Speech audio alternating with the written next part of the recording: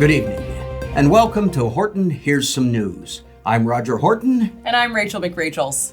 Tonight, we don't have anything new to tell you. That's right. It's what we like to call a slow news day. A slow news day is a real thing. Sometimes we just don't have dick to share with you. I mean, how much can you really come up with in a 24-hour news cycle? Even if our reporters try and fail to cover multiple different stories that fall through all in one day, we still force feed a story down their throats because we gotta get some bullshit on the air. Anything to fill the black between commercial breaks.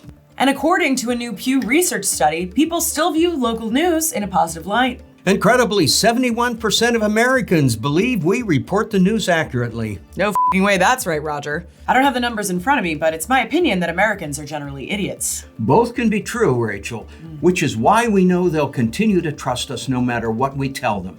You know how I know that? How? Because 63% of Americans also believe we're transparent. Now that the whole world knows I'm an ugly laugher, let's move on. And boy, do we have a treat for you. Scientists from the University of Bern, that's in Switzerland, Roger. Oh, thanks. I was just about to ask you. Well, they've blessed us with a brand new study. They took a look at what has a better chance of cracking your skull, a full beer bottle or an empty one. I can tell you, having been hit with both a full bottle of beer and an empty one many times in my life, they both hurt like an absolute bitch. I'm surprised they didn't contact you for this study, Roger. And I'm surprised I never could quite find a wife. Anyway, the study found that a full bottle will strike a target with almost 70% more energy than an empty bottle, but that both are capable of breaking a human skull. Wow. Not only was I never curious about the outcome of this study, the outcome itself is possibly the most obvious conclusion that any moron could have drawn. Rumor has it they tried this study out on alcoholic mice, specifically the alcoholic mice that tend to be a little more aggressive when they're drunk. But once the scientists realized it was impossible for mice to pick up a beer bottle and hit another mouse with it, because after all, they're f***ing mice, it was time to waste this good idea on humans. Yeah, we took this bullshit to the streets to see what the people have to say about it. Stay tuned to hear from a random guy we interviewed. That's coming up after the break.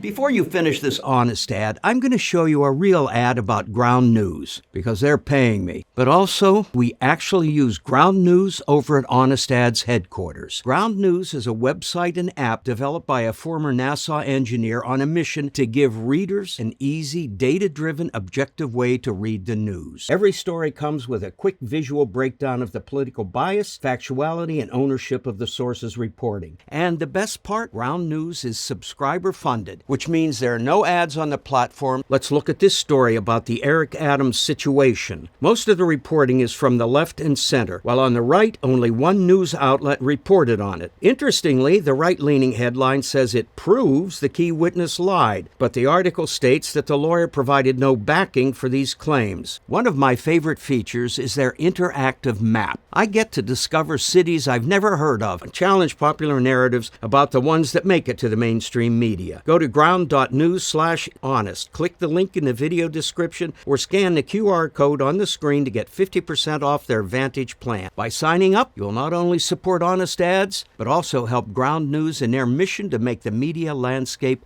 more transparent.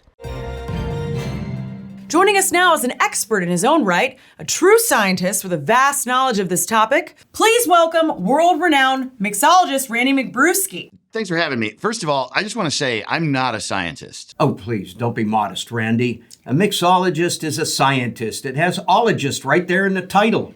Well, I'm not even that, though. I am the owner of a college bar on campus at Rutgers. Oh, who cares? You've seen a college brawl before, right? Well, of course. And you've seen someone get hit in the head with a beer bottle before, right? It happened twice last night. Okay, then. So shut the up and tell us what you think of this dumb study.